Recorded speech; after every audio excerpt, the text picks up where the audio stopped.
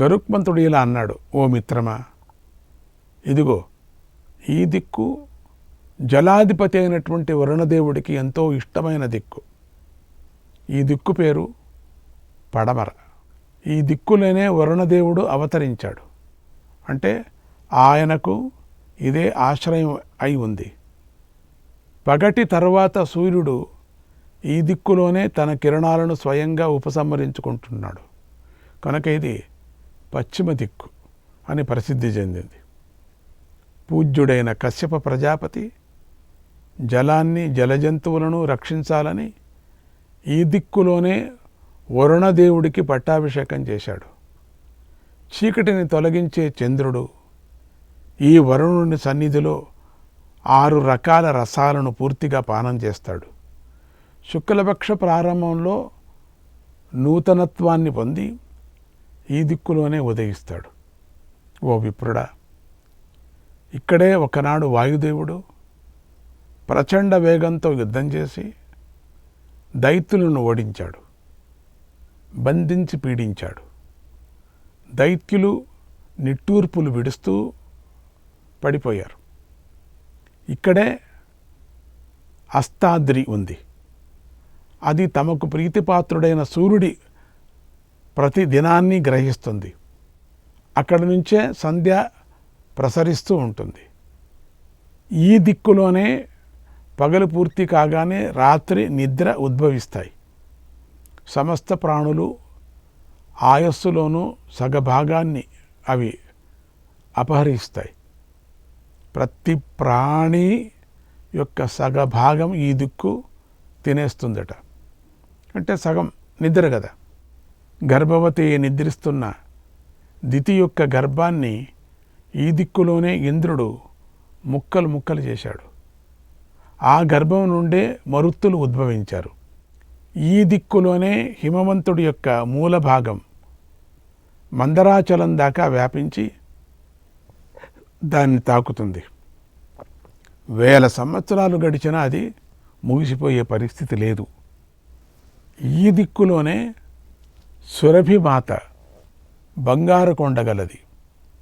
బంగారు తామర పూలు గలదైన క్షీరసాగరం తీరాన్ని చేరి పాలను స్రవిస్తుంది.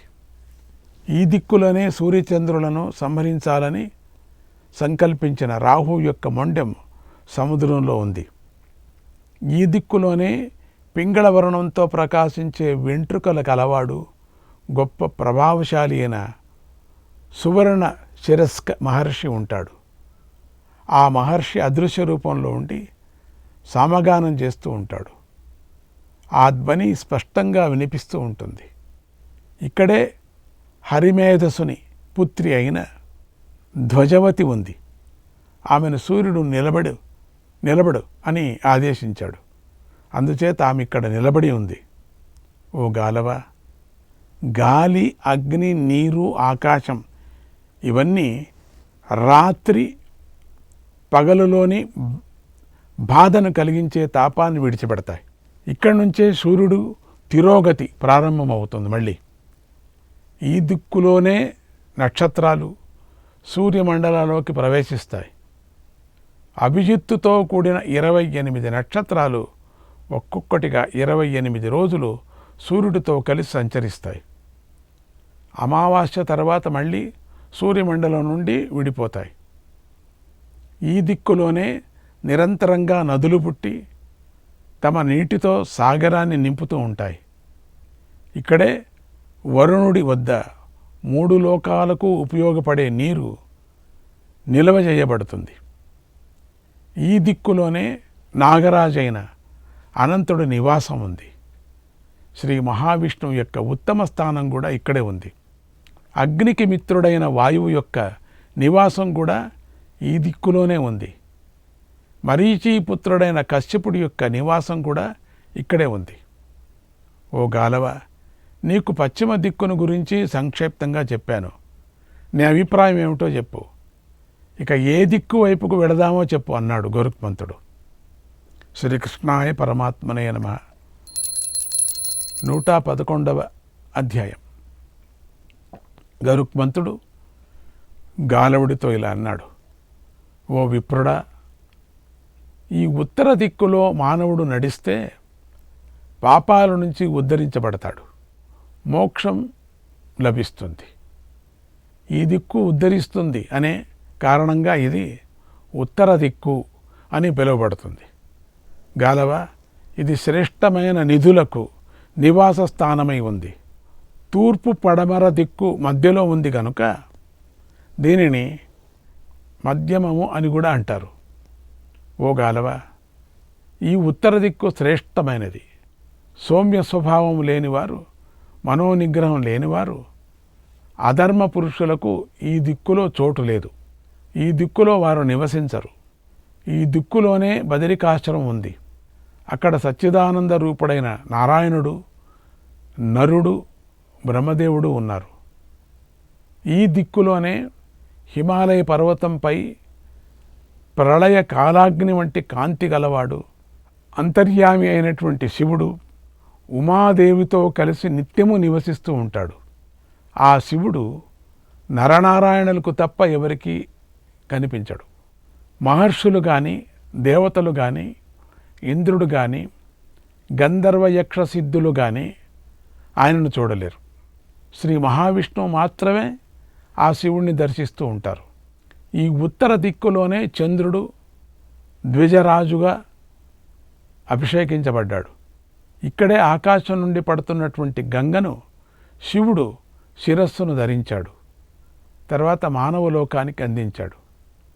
ఇక్కడే పార్వతీదేవి శివుణ్ణి పెళ్లి చేసుకోవాలని తపస్సు చేసింది.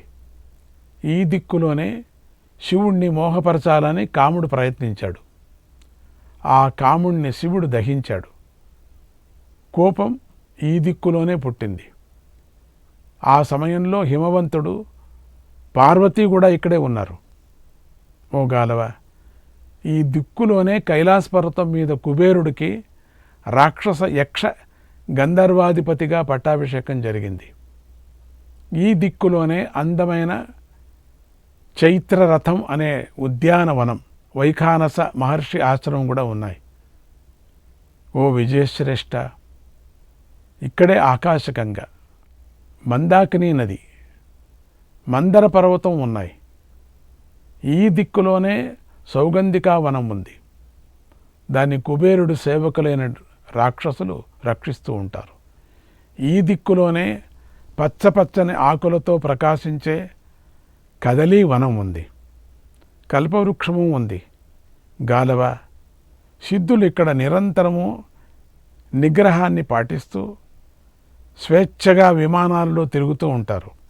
ఆ విమానాలు వారికి అనుకూలంగా ఉంటాయి. కోరిన భోగాలన్నీ సమకూరుస్తూ ఉంటాయి. ఇక్కడే ఈ దిక్కుల్లోనే సప్తఋషులు, వశిష్ఠ మహర్షి భార్య అయినటువంటి అరుంధతి ప్రకాశిస్తూ ఉంటారు. ఈ దిక్కులోనే స్వాతి నక్షత్రం ఉదయిస్తుంది. ఇక్కడే ఉంటుంది. బ్రహ్మదేవుడు యజ్ఞం చేస్తూ స్థిరంగా ఇక్కడే నివసిస్తూ ఉంటాడు. ఈ దిక్కులోనే నక్షత్రాలు, చంద్రసూర్యులు నిత్యము పరిభ్రమిస్తూ ఉంటాయి. ఓ విప్రోత్తమ, సత్యవాదులు అని ప్రసిద్ధి చెందిన ధామ నామకులైన మహర్షులు ఈ దిక్కులోనే గంగా మహాద్వారాన్ని రక్షిస్తూ ఉంటారు. వారి రూపం, వారి ఆకారం, వారి తపోబలం కూడా ఎవరికీ తెలియవు. వేల కొద్ది ప్రళయాలు ముగిసిపోయిన వారి ఆయస్సు వారి ఆధీనంలోనే ఉంటుంది. ఓ గాలవ, మనుష్యుడు గంగా మహాద్వారం నుండి ముందుకు వెళితే ఆ ద్వారాల దగ్గర ఉన్న హిమరాశిలో మునిగిపోతాడు కదా.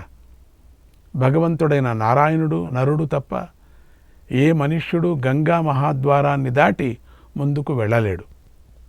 ఈ దిక్కులోనే కుబేరుడు నివసిస్తున్న కైలాస పర్వతం ఉంది.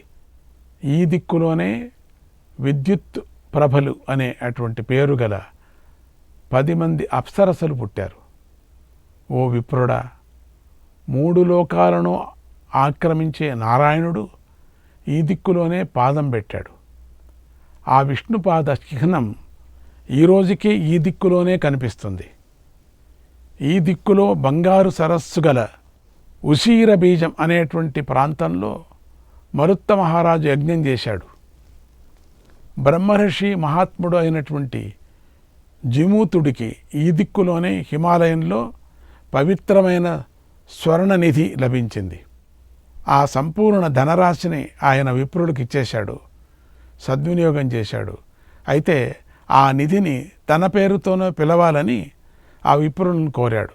అందుకే ఆ నిధికి జీమూతము అని పేరు వచ్చింది. ఓ గాలవ, ఈ దిక్కులలోనే లోకపాలకులందరూ ప్రతినిత్యం ఉదయం సాయంకాలం సమావేశం అవుతారు. ఎవరికి ఏ అవసరం ఉందో చర్చించుకుంటూ ఉంటారు. ఈ కారణాల వల్ల ఇంకా ఇతర గుణాల చేత కూడా ఈ దిక్కు శ్రేష్టమై ఉంది. సమస్త శుభకర్మలకు ఇది చాలా మంచిది. కాబట్టి దీనికి ఉత్తర అని పేరు వచ్చింది. నాయన, ఇలా 4 దిక్కుల గురించి చెప్పాను. ఇక నువ్వు ఏ దిక్కుకు వెళ్ళాలి అనుకుంటున్నావో చెప్పు. నీకు దిక్కులను సమస్త భూమండలాన్ని కూడా చూపించడానికి నేను సిద్ధంగా ఉన్నాను. నా మీద కూర్చో అన్నాడు గరుత్మంతుడు. చెప్పు, ఎక్కడికి వెళ్ళాలా? ఎక్కడి నుంచి నిధి తీసుకురావాలా చెప్పు. ఎక్కడికి వెళితే నీకు మంచిది అవుతుంది. శ్రీకృష్ణాయ పరమాత్మనే నమః. 112వ అధ్యాయం. గాలవుడు గరుత్మంతుడితో ఇలా అన్నాడు. ఓ సుపర్ణ, వినతసుత, సూర్యచంద్రులు ధర్మానికి కన్నులు వంటివారు. వారు ప్రకాశించే తూర్పు దిక్కు వైపు నన్ను తీసుకొని వెళ్ళు. నువ్వు ముందుగా చెప్పిన తూర్పు వైపుకే మన ప్రయాణం చేద్దాం. ఇక్కడే దేవతల సాన్నిధ్యం కూడా ఉంది. ఇక్కడే సత్యధర్మాల ఉనికి ఉంది అని చక్కగా చెప్పావు కదా. కనుక అరుణుడి తమ్ముడైన ఓ గరుడా, నేను మళ్ళీ మళ్ళీ ఆ దేవతలను దర్శించాలి అనుకుంటున్నాను అని అన్నాడు. అప్పుడు గరుత్మంతుడు, గాలవ, నా పైకి ఎక్కి కూర్చో అన్నాడు. గాలవుడు గరుత్మంతుడు పైకి ఎక్కి కూర్చున్నాడు. గరుత్మంతుడు ఆకాశంలోకి ఎగిరిపోయాడు. అప్పుడు గాలవుడు ఇలా అన్నాడు. ఓ గరుత్మంత, ఆకాశంలో ఎగురుతున్నావు కదా నువ్వు పైన. నువ్వు ఎగిరే కొద్దీ నీ రూపము సహస్ర కిరణాలతో ప్రకాశిస్తుంది. పైకి వెళ్ళే కొద్దీ కూడా సూర్యునిలాగా కనిపిస్తుంది. ఓ ఖగా, నీ రెక్కలు గాలికి పైకి లేచిన చెట్లు వెనుకగా వస్తున్నాయి. వీటి వేగాన్ని చూస్తుంటే మనతో పాటు రావాలని బయలుదేరినట్టుగా ఉన్నాయి. ఓ గరుడా, నీ రెక్కల గాలి సముద్ర జలం, పర్వతాలు, తోటలు, అరణ్యాలతో కూడిన ఈ సమస్త భూమిని పైకి లాగుతున్నట్లుగా ఉంది. నిరంతరంగా నీ రెక్కలను ఊపటం వల్ల పుట్టిన పెద్ద గాలి చేపల, ఏనుగులు, మొసళ్లతో పాటు సముద్ర జలాన్ని ఆకాశం మీదకు తెస్తున్నట్టుగా అనిపిస్తుంది. ఒకే రూపము, ఒకే విధమైన ముఖం గల చేపలు, మనుష్యులు, తిమింగలాలు, ఏనుగులు, గుర్రాలు వంటి జంతువులు కూడా నలిగిపోతూ కనిపిస్తున్నాయి. మహాసముద్రపు ఘోషతో నా చెవులు దిమెత్తిపోతున్నాయి. నాకేం వినిపించటం లేదు, కనిపించటం లేదు. నన్ను నేను ఎలా కాపాడుకోవాలో కూడా నాకు తెలియటం లేదు. ఓ గరుడా, నెమ్మదిగా వెళదాం, లేకపోతే బ్రహ్మహత్య జరిగిపోతుంది. నేను కింద పడిపోతా. నేను ఇప్పుడు నాకు సూర్యుడు కానీ దిక్కులు కానీ నువ్వు చెప్పిన ఉపదేశం ఉందే, అది ఏది నాకు ప్రాణమే కనపడుతుంది నాకు, అంతే. ఇంత చెప్పావే, ఇన్ని దిక్కులు చెప్పావు, ఇన్ని దేవతలు చెప్పావు, ఏదేదో చెప్పావు, అసలు నాకు ఏది కనపడటం లేదు. ఇప్పుడు నాకు సూర్యుడు కానీ దిక్కులు కానీ ఆకాశం కానీ ఏదీ కనిపించటం లేదు. పక్షిరాజా, నేను చచ్చిపోతున్నాను. బ్రహ్మహత్య దోషం పట్టుకుంటుంది నీకు. మెల్లగా వెళ్ళయ్యా, నిదానంగా వెళ్ళయ్యా. ఏమి స్పీడ్ ఇది? ఓ పక్షిరాజా, నాకు చీకటి మాత్రమే కనిపిస్తుంది. ఏంటో నాకేమీ కనిపించటం లేదు. అసలు నేను ఎక్కడ కూర్చున్నానో తెలియదు. అసలు నువ్వు కూడా కనిపించటం లేదు, నీ రెక్కలు కనిపించటం లేదు. ఏదో చీకట్లో నేను పరిగెత్తుకొని వెళ్ళినట్టుగా ఉంది. నీ శరీరం కూడా కనిపించటం లేదు నాకు. నాకు నీ కళ్ళు 2 జాతిరత్నాల్లాగా కనిపిస్తున్నాయి, అంతే. నీ శరీరం కానీ నా శరీరం కానీ నాకు కనిపించడం లేదు. నాకు ప్రాణాలే పైకి పోతున్నాయి. పదే పదే నీ శరీరం నుండి వెలువడుతున్నటువంటి పైకి ఎగసిన నిప్పు మాత్రమే కనిపిస్తుంది. అయ్యా గరాజా, ఆ నిప్పు వెలుగుతూ వెంటనే ఆరిపోతూ ఉంది. ఓ వినత కుమారా, నీ వేగాన్ని నియంత్రించయ్యా. ఓ మహానుభావ, నే మొదలే బక్కచెక్కిపోయాను. ఆహారం లేకుండా ఎక్కడ పడతానో తెలియదు నాకు. అయ్యా, నీ రెక్కల్లో నేను దాక్కున్నాను. ఇంత వేగంగా వెళ్ళటంతో నాకేం ప్రయోజనం? ఇవన్నీ చెప్పావు కానీ నీ వేగం చెప్పలేదే. వెనుకకు వెళ్ళు, నేను ఈ వేగాన్ని సహించలేనయ్యా.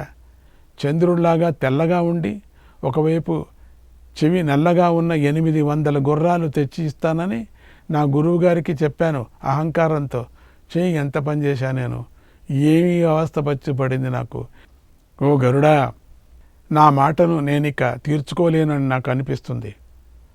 నువ్వేమో దొరికావు, ఒక హోప్స్ వచ్చింది, కానీ ప్రాణమే పోతుంది. కింద ఉంటే ఇంకా కొన్ని రోజులైనా బతుకుతూ ఉంటాయి. కనుక నా జీవితాన్ని విడిచిపెడతాను, ఇక్కడే విడిచిపెడతాను. ఇక్కడి నుంచి పడితే అయిపోయా నా కథే, అంతే. నా దగ్గర కొంచెం కూడా ధనం లేదు. ఏముంది ధనం? బక్కచిక్కిలాగా ఎంచుకుంటున్నాడు అన్ని ఎముకలు. పోనీ బాగా డబ్బు ఉన్న మిత్రుడు కూడా నా దగ్గర లేడు. ఈ పని ధనం లేకుండా జరగదు అని అన్నాడు. అలా గాలవుడు ఎంతో దీనంగా మాట్లాడిన మాటలు విని గరుక్మంతుడు ముందుకు సాగిపోతూనే నవ్వుతూ ఇలా అన్నాడు. ఓ గాలవ, ప్రాణత్యాగం చేయాలి అనుకున్నావంటే నువ్వు ఎంతో అమాయకుడవు. ఎందుకంటే మృత్యువు పరమేశ్వర స్వరూపమే కానీ ఎవరు కృత్రిమంగా కల్పించలేం. పరమేశ్వర స్వరూపం అదే మృత్యువు. నువ్వు ఇంతకుముందు నాకు ఈ విషయాన్ని ఎందుకు చెప్పలేదు? నీ కార్యం సిద్ధించే ఒక గొప్ప ఉపాయం ఉంది, దానిని పాటిద్దాం. ఓ గాలవ, అదిగో ఆ సముద్రానికి దగ్గరగా ఋషభ పర్వతం ఉన్నది. ఇక్కడ విశ్రమిద్దాం, ఆహారాన్ని తీసుకొని వెనక్కి వెళదాం అన్నాడు. ఊరికే అప్పుడే చెప్పకూడదా? వద్దు, నేను చచ్చిపోతానని. శ్రీకృష్ణాయ పరమాత్మనే నమః. 113వ అధ్యాయం. నారద మహర్షి దుర్యోధనుడికి ఇలా చెప్పాడు. ఆ తర్వాత గరుక్మంతుడు గాలవుడితో కలిసి ఋషభ పర్వత శిఖరం పైన దిగాడు. అక్కడ వారు బ్రహ్మజ్ఞాని తపస్విని అయినటువంటి శాండిలిని అనే యోగమాతను చూశారు. ఆమెకు నమస్కారం చేశారు. ఆమె వారికి స్వాగతం చెప్పి కూర్చోమని చెప్పింది. వారు ఆసనాలపై కూర్చున్నారు. తర్వాత ఆమె వారికి ఆహారాన్ని పెట్టింది. వారు ఆహారాన్ని తిన్నారు. గరుక్మంతుడు ఆ యోగిని మాత ఆ పర్వత శిఖరాలపైన కష్టపడుతూ జీవిస్తుంది అని భావించాడు. ఆమెను అక్కడి నుంచి విష్ణువు బ్రహ్మదేవుడు ఉన్న చోటికి తీసుకొని పోయి ఆనందింపచేయాలనుకున్నాడు. ఆవిడ స్త్రీయే కదా, సులభంగా ఆమెను అక్కడి నుండి తీసుకొని వెళ్ళవచ్చు అనుకున్నాడు. అబలే కదా అని ఆవిడను శక్తిహీనరాలుగా భావించాడు. చులకనగా చూశాడు గరుక్మంతుడు. తర్వాత అలసటతో నేలపై పడుకొని నిద్రించాడు. అంత దూరం వచ్చాడు కదా, ఈ బక్కచిక్కేవాడిని తీసుకొచ్చి పాపం అలసటగా పడిపోయి మూర్ఛ వచ్చినట్టు నిద్రించాడు. 2 గడియల కాలం తర్వాత మళ్ళీ ప్రయాణం చేయాలని అనుకున్నాడు. నిద్ర నుంచి మేల్కొని తనను చూసుకునేసరికి గరుక్మంతుడి 2 రెక్కలు లేవు. చూసుకున్నాడు ఒకపారి, రెక్కలతో ఎగరాలని, లెక్కలే లేవు. ఏంటిది ఇట్లయిపోయింది? రెక్కలు లేవు. పిట్టలాగా తయారైపోయినాడు. గరుక్మంతుడు కంగారు పడ్డాడు. ముఖం, పాదాలు మాత్రమే కనిపిస్తున్నాయి. రెక్కలు లేకపోవటంతో గరుక్మంతుడు మాంసం ముద్దలాగా ఉన్నాడు. అంతే, ఒక ముద్దలాగా తయారైపోయాడు. ఆ గరుక్మంతుడిని చూసి గాలవుడు ఎంతో బాధపడి ఇలా అడిగాడు. ఓ గరుడా, ఇక్కడికి వచ్చి ఇలా అయిపోయావేమిటి? ఇక మనం ఇక్కడ ఎంతకాలం ఉండాలి? నీ రెక్కలు వచ్చేదెప్పుడు? నీ రెక్కలు మొలిచేదెప్పుడు? నేను వెళ్ళేదెప్పుడు? అయ్యో, ఏంటి గరుక్మంతా ఇట్లయిపోయింది? మనం ఇక్కడి నుంచి వెళ్ళేది ఎట్లా? మనం వచ్చిన పని ఏమిటి? శ్రీకృష్ణాయ పరమాత్మనే నమః.